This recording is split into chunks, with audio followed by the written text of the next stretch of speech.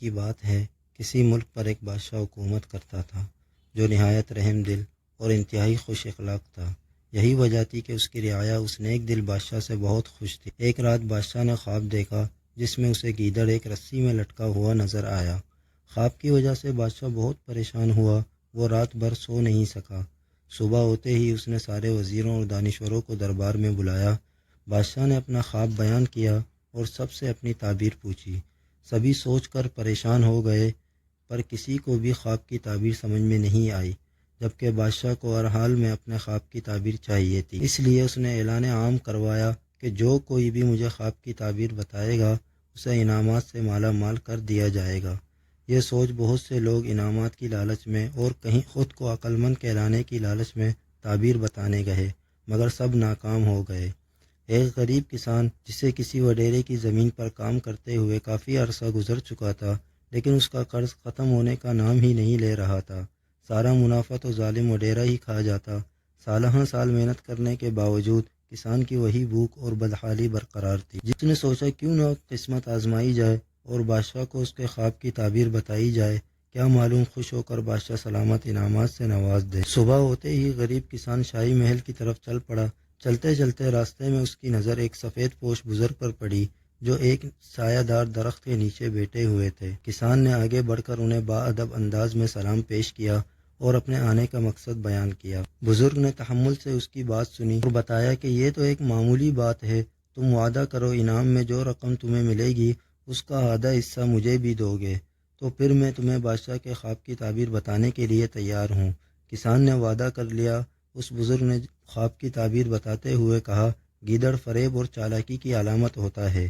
اس کا رسی پر لٹکنا اس بات کو ظاہر کرتا ہے کہ ملک میں فریب اور دھوکے بازی بڑھتی جا رہی ہے، اس لیے بادشاہ کو ہوشیار ہو کر رہنا پڑے گا۔ کسان سیدھا بادشاہ سلامت کے دربار میں آیا اور اسے خواب کی تعبیر بتائی۔ بادشاہ کو خواب کی تعبیر پسند آئی اور خوش ہو کر کسان کو مالا مال کر دیا۔ سارا مال سمیت جب وہ واپس آیا تو اس نے سوچا کیوں نہ میں سارا مال اکیلا ہی ہڑپ کر جاؤں۔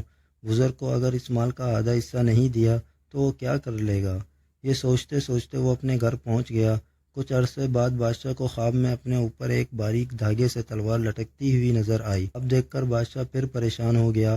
آخر اس نے کسان کو قاصد بھیجا کہ اب وہ بادشاہ کے اس خواب کی تعبیر بتائے۔ کسان یہ بات سن کر پریشان ہو گیا اور مجبور ہو کر دوبارہ سفید پوش بزرگ کے پاس جا کر منت سماجت کر کے خواب کی تعبیر پوچھی۔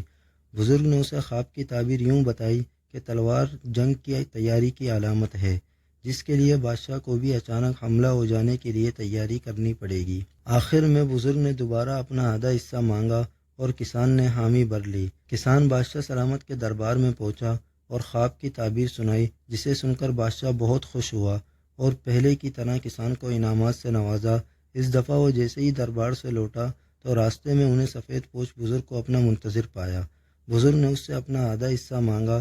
کسان نے آؤ دیکھا نہ تھاؤ تلوار نکال کر بزرگ پر وار کر دیا، جس سے بزرگ کا ایک بازو زخمی ہوا، لیکن وہ خاموش رہا، جبکہ کسان جو اب لالچی ہو گیا تھا سارا مال اپنے ساتھ لے کر چل دیا۔ اتفاق سے بادشاہ کو پھر تیسرا خواب نظر آیا جس میں اسے ایک ذبح کی ہوئی بکری نظر آئی۔ بادشاہ نے دوبارہ قاصد بھیجا اور کسان کو طلب کیا کہ آ کر میرے خواب کی تعبیر بتاؤ کہ اس خواب کا کیا مطلب ہے۔ کسان بہت پریشان ہوا اور آخر کار تیسری مرتبہ شرمندہ ہو کر بزرگ کی طرف روانہ ہوا۔ بزرگ نے اس لالچی کسان کو دیکھتے ہی غصے سے منہ پھیر لیا۔ کسان بزرگ کے پاؤں میں گر گیا اور گڑ گڑا کر اپنی کی ہوئی غلطیوں کی معافی مانگی اور وعدہ کیا کہ اب دھوکہ نہیں دوں گا، انشاءاللہ اس مرتبہ آپ کا حصہ ضرور ملے گا۔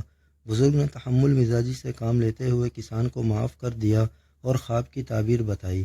چونکہ بکری امن کی نشانی ہے، اس لیے اب بادشاہ کے ملک میں امن و امان ہوگا اور لوگ بکریوں کی طرح امن و امان سے رہیں گے اور دھوکہ بازی، کساد بازی اور فریب سے دور رہیں گے۔